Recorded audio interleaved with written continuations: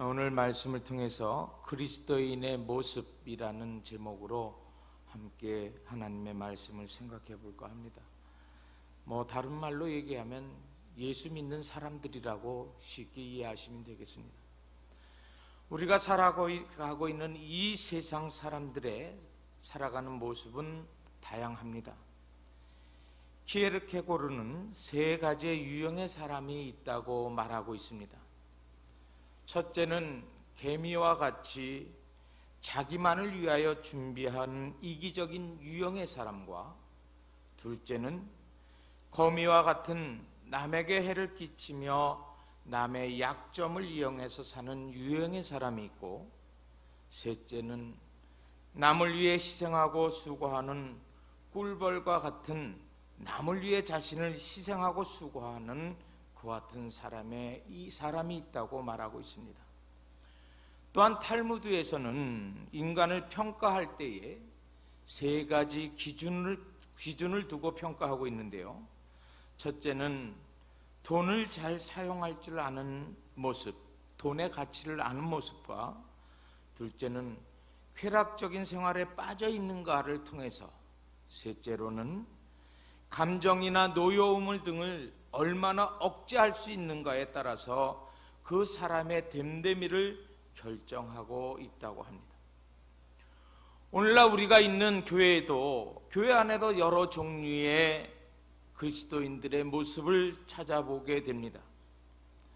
첫째는 육에 속한 그리스도인이 있는가 하면, 두 번째로는 해야 할 일은 남에게 미루면서 남의 흉과 허물을 발견하면 비판만을 일삼는 그리스도인들이 있고, 셋째는 순종을 잘하면서 충성, 봉사, 헌신을 잘하는 그리스도인들이 있습니다. 아마 오늘 이 시간에 모여서 하나님 앞에 예배드리는 우리 우이제일교회 모든 성도들은 순종 잘하면서 충성, 봉사하고 헌신하는 그와 같은 그리스도인들이라 믿습니다. 또 오늘 철야 예배를 주관하고 있는 일교구 식구들이 더욱더 그러리라 생각됩니다. 오늘 우리가 마태복음을 생각해 본다면은, 마태복음은 예수 그리스도의 생애를 조명하고 있고, 예수님의 십자가의 사건과 부활, 승천 과정을 다루고 있는데 7단계로 구분해서 말씀드릴 수 있습니다.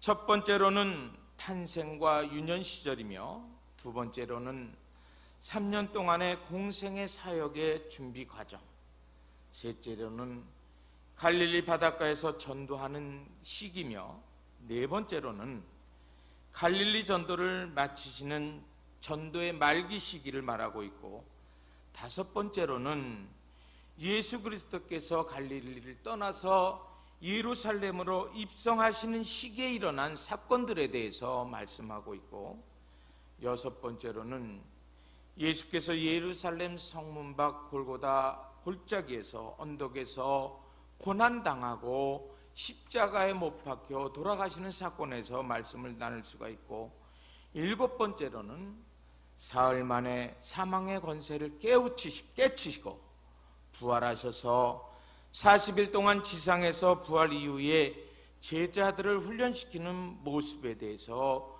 기록되고 있음을 우리는 총체적으로 볼 수가 있습니다.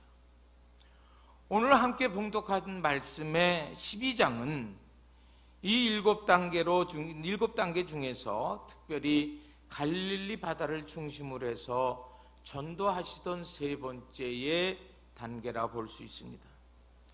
오늘 본문에 보면 예수님은 안식일에 제자들을 데리시고 회당을 향해서 가실 때에 밀밭 사이를 지나가는 중에 시장한 제자들이 남의 밀 이삭을 따서 손으로 비벼 먹었습니다. 그 모습을 숨어서 바라보던 바리새인들이, 보소서, 당신의 제자들이 밀이삭을 주워 먹는 것을 당신은 어떻게 생각하십니까? 라고 말합니다. 오늘 성경을 읽어서 함께 봉독해서 잘 알겠지만은, 이 제자들이 남의 밀을 먹었다라는 것입니다. 그러나 신명기 23장 25절에는 말씀을 보면은 시장할 때에 남의 밭에 가서 이삭을 잘라먹는 행위가 결코 잘못된 것이 아니라고 말씀하고 있습니다. 신명기 23장 25절에 보면은 배고픈 사람이 남의 밀밭에 가서 밀을 먹되 낫을 대지 아니하면 된다고 말하고 있습니다. 예수님은 혼란하는 바리새인들에게 안식일을 어떻게 지켜야 하는가를 말씀하시게 되는데, 그러기에 제자들의 그 행위는 죄가 되지 아니었지만은 그들은 안식일에 행했다는 그 문제가 됐다라는 것입니다.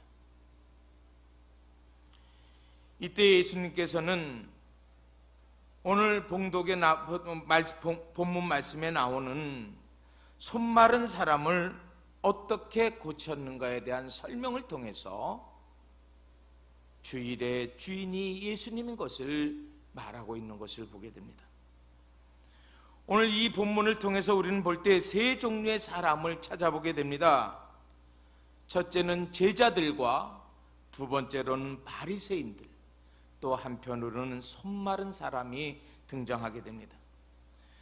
그런데 그 가운데 손 마른 사람은 아무 대가도 없이 병이 나았음을 보게 됩니다. 값없이 은혜를 받았다라는 것입니다.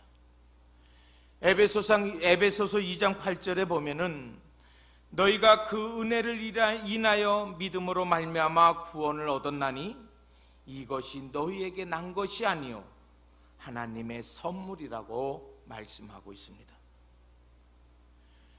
여러분들, 하나님의 은혜는 인간의 어떠한 노력과 수고와 값으로 살만한 것이 아닙니다. 우리 인간으로 살 수 없기 때문에 주님께서 주시는, 값없이 주시는 은혜라는 것을 여러분들이 깨달으시기 바랍니다. 하나님의 은혜를 값없이 주시고 값없이 구원해 주시고 대가 없이 우리를 축복해 주시고 계신다는 사실을 우리는 깨달으시기 바랍니다. 우리가 여기서 알아야 할 것은, 중요한 사실은 어떠한 사람이 이러한 은혜를 받을 수 있는가라는 것입니다. 오늘 본문에서 우리 교회 안에서 세 종류의 사람을 제시해 주면서 우리는 어떤 종류의 사람이 되어야 할 것인가를 저와 여러분들이 생각해보는 귀한 시간이 되었으면 합니다. 첫 번째로는 교회 안에는 예수님의 제자들처럼 본능적인 교인들이 있습니다. 오늘 본문 1절을 보면 그때에 예수께서 안식일에 밀밭 사이로 가실 새 제자들이 시장하여 이삭을 잘라 먹으니라고 말하고 있습니다. 이 말씀을 우리가 생각할 수 있는 것은, 제자들은 예수 그리스도를 따르는 기초적인 신앙은 있었으나 육체적인 욕구를 따라서 움직이는 세속적인 신자의 모습을 우리는 한편으로 찾아보게 됩니다. 제자들은 사람을 낚는 어부가 되게 하리라 하신 말씀에 그들은 배와 그물과 가정과 아내와 자식까지 두고 주님을 따랐던 신앙의 사람들이었습니다. 그러나 그들은 순간적인 배고픔을 이기지 못하고 밀 이삭을 잘라 먹던 본능적인 사람들이었던 것을 우린 찾아보게 됩니다. 오늘날 우리 교인들 중에서도 교회 안에서 열심히 봉사를 잘하지만 그리스도인들이 하지 말아야 할 일들을 하는 사람들이 찾아보게 됩니다. 여기서 말하는 우리가 안식일에 일어난 일에 대해서, 안식이라는 말을 히브리 말로 생각해 보면 사파트라는 말입니다. 즉 노동으로부터 쉬다라는 뜻을 갖고 있습니다. 여기서 중요한 것은 안식일의 참다운 의미를 찾아볼 수가 있습니다. 안식일은 하던 일을 중단하는 단순한 날이 아닙니다. 우리의 마음과 영혼을 하나님을 향해서 거룩하게 예배하며 육체적인 또 노동으로부터 또한 영육 간의 쉼을 말하고 있습니다. 하나님은 이와 같은 안식을 구별하고 축복된 날로 만드셨다는 것입니다. 이스라엘 백성들은 토요일을 그들의 안식일로 지켰었는데 예수 그리스도께서 우리를 위해 십자가에 달려 돌아가시게 됩니다. 부활하신 이후에 그 구원이 완성한 그날 사망의 권세를 깨뜨리시고 사흘 만에 부활하신 날이 바로 주일이라는 것입니다. 인간을 죄와 사망에서 구속하신 것은 우리의 조물주 되신 하나님이 우리 피조물인 인간의 망가진 그 모습을 다시 십자가의 보혈을 통해서 새롭게 창조된 날이 곧 주일이라는 것입니다. 이 주일의 주님의 부활의 날은 새로운 안식일로 우리가 지켜야 되는 것이고 이것이 바로 오늘날의 안식일이라는 것입니다. 제자들은 이러한 모습을 통해서 오늘날 경제적인 문제로 주일 성수를 범하고 있는 그와 같은 유형을 찾아보게 됩니다. 돈과 세상적 명예라면 신앙도 잘라버리고 돈과 세상적 명예라면 얻는 일이라 하면은 세상에서 해서는 안 되는 일도 마다하는 그와 같은 우리의 모습이 아닌가 생각해 봅니다. 신앙생활을 함에 있어서 지극히 현세적이고 계산적인 그와 같은 모습을 갖고 있지 않은가 생각해 봅니다. 예수님은 오늘 본문 8절 말씀에 인자는 안식일의 주인이라고 말씀하고 계심을 보게 됩니다. 안식일을 지키느냐 못 지키느냐는 예수님과 나의 관계가 올바로 세워지느냐 그렇지 못하느냐를 우리는 생각해 보아야 될 것입니다. 하디칸이라는 사람은 계산적인 사고를 가진 사람과 영감적 사고를 가진 사람을 구분하고 있습니다. 계산적인 사고를 가진 사람은 타산적이며 영감적인 사고를 가진 사람은 손해를 본다 하더라도 그 이상의 축복을 기대하고 믿는 사람이라고 말하고 있습니다. 우리는 계산적인 사고에서 영감적인 사고로 바뀌는 저와 여러분들이 되시길 바랍니다. 또한 엘릭 플롬은 소유냐 존재냐라는 책에서 소유를 위해서 사는 사람과 소유보다는 삶의 의미를 즐기면서 사는 사람의 이야기를 다루고 있습니다. 어떤 사람은 얼마나 돈이 많느냐에 삶의 의미를 두고 있는가 하면은 또한 다른 사람은 삶 자체의 질에 따라서 그의 삶을 이야기하고 있는 사람도 있다는 것입니다. 오늘 본문에 말하고 있는 성도들과 같은 제자들과 같은 그와 같은 성도들은 아침에 이슬을 머금다가 태양이 떠오르면 꽃이 피지만 저녁에는 다시 쭈그러들이는 나팔꽃과 같은 신자라고 볼 수 있습니다. 또한 남에 의해 끌려오는 인력거와 같은 그와 같은 신자의 모습이라고 우리는 보게 된다는 것입니다. 오늘 두 번째로 우리가 생각해 보아야 될 것은 바리새인과 같은 비난을 잘하는 종류의 교인들이 있습니다. 바리새인들과 같은 신자는 적은 문제를 가지고도 그 문제를 불리키고 또한 비난하고 비평하고 공격적인 언어를 일삼는 사람들을 말하고 있습니다. 오늘 1절에 이삭을 잘라 먹으니라고 되어 있는데 헬라어 원문에 보면은 이삭을 잘라 먹기를 시작하니라고 되어 있습니다. 그러니까 아까 말씀드린 대로 신명기 23장 25절에 말씀드린 대로 내 이웃의 곡식밭에 가서 배고플 때 이삭을 취하는 것은 그렇게 죄가 되지 않다고 그들에게 얘기했지만은 그것을 바라보고 있었던 바리새인들은 그 제자들의 행위에 대해서 비난하고 예수님에게 따지고 있다라는 것입니다. 오늘날 우리의 교회에서도 자기의 일은 하지 아니하면서 남이 못한 것에 대해서 비판하고 비평하는 그와 같은 많은 사람들이 있다라는 것입니다. 마태복음 7장 1절에서 5절 말씀에 보면은 주님은 비판하지 말라고 말씀하시면서 자기의 눈 속에 들보를 먼저 보고 내 형제의 티를 빼야 되지 않겠냐라고 기록하고 있음을 보게 됩니다.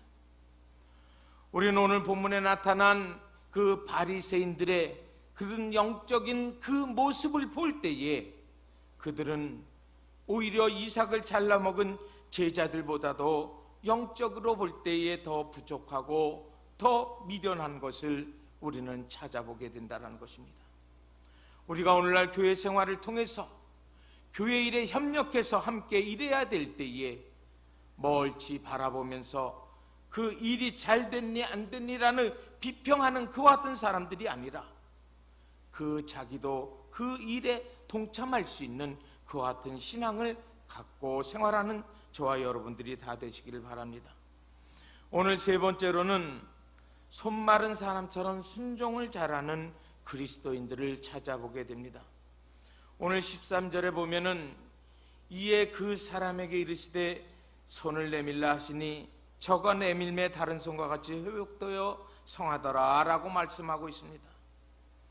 오늘 본문에 말하는 이 손 마른 사람은 건강하지도 못했고 초라한 사람이었지만은 예수님께서 손을 내밀라고 했을 때 그는 자기의 손을 내밀게 됩니다. 비록 장애가 있었지만은 주님의 말씀에 순종했다라는 것입니다. 그는 그때 순종함으로써 그와 같은 기적의 회복을 맞게 된다는 것입니다. 주님의 관심과 사랑이 자신에게 있다라는 것을 아는 사람에게는 순종하는 힘이 생긴다라는 것입니다. 예수님은 회당 안에 수많은 사람들이 있었지만은 그 중에 한편 손 마른 사람을 보게 되었다라는 것입니다. 예수님은 그에게 관심을 주었기 때문인 것입니다. 오늘 12절 말씀해 보니 사람이 양보다 얼마나 더 귀하냐라고 말씀하고 있습니다. 이 사람은 비록 불구였지만은 예수님은 그를 인정해 주었으며 또한 귀하게 여겨 주셨기 때문에 그는 너무 감격해서 순종할 수밖에 없었다라는 것입니다.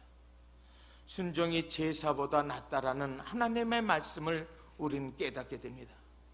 그 결과 오늘 13절의 말씀을 통해서 그 손 마른 사람이 순종하며 회복되었던 것을 볼 때에 이것은 순종을 통해서 축복을 받을 수 있다라는 사실을 우리에게 깨우쳐 주고 있다라는 것입니다.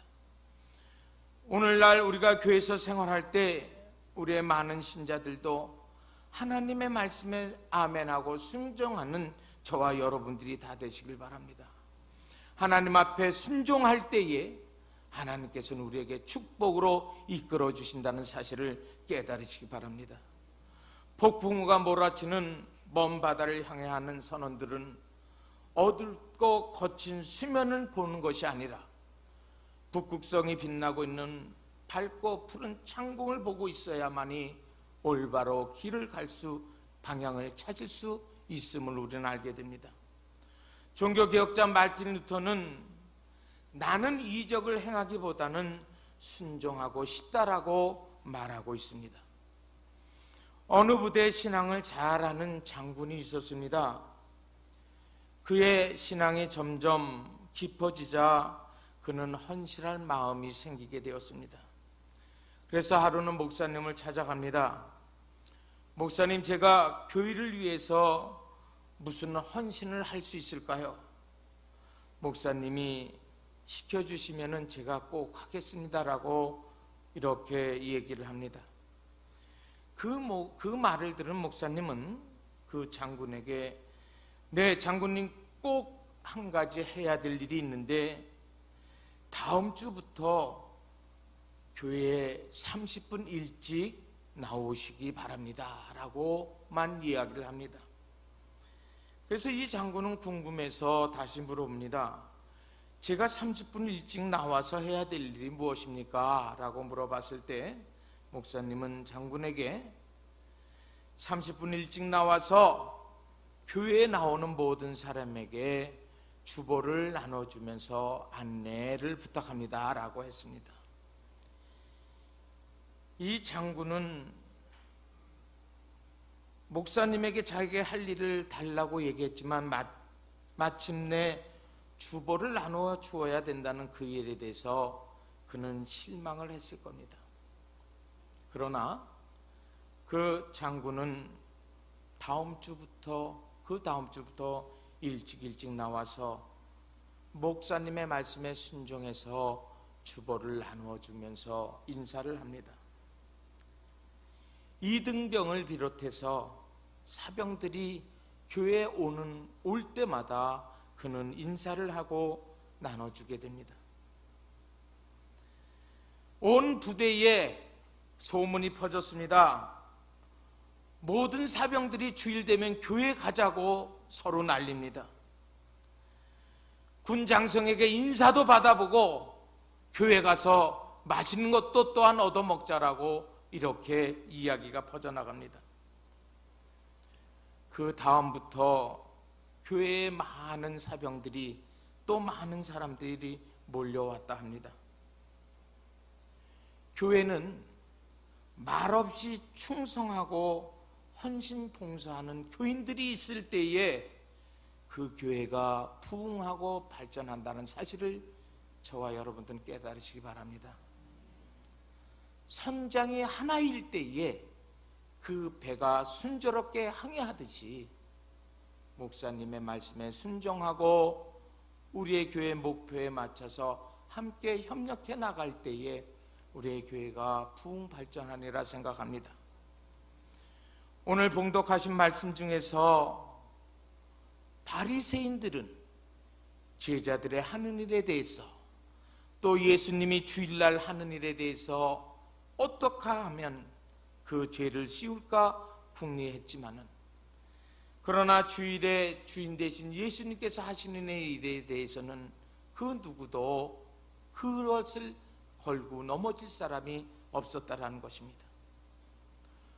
오늘 신앙생활을 하고 있는 저와 여러분들은 오늘날 너무나도 복잡하고 많은 계산적인 신앙을 하고 있지 않은가 생각해 봅니다.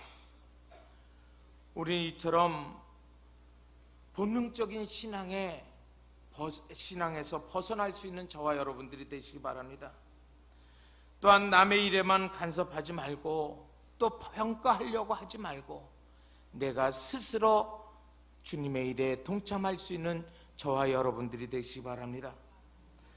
또한 늘 겸손하고 주님의 뜻에 순종하고 주님의 사역에 있어서 함께 동참할 수 있는 저와 여러분들이 되어서 우이제일교회에서 정말 살아있는 산돌들이 되고 우리 우이제일교회에 함께 부흥의 발전에 나갈 수 있는 저와 여러분들이 다 되는 그와 같은 그리스도인들이 다 되시기를 간절히 축원합니다.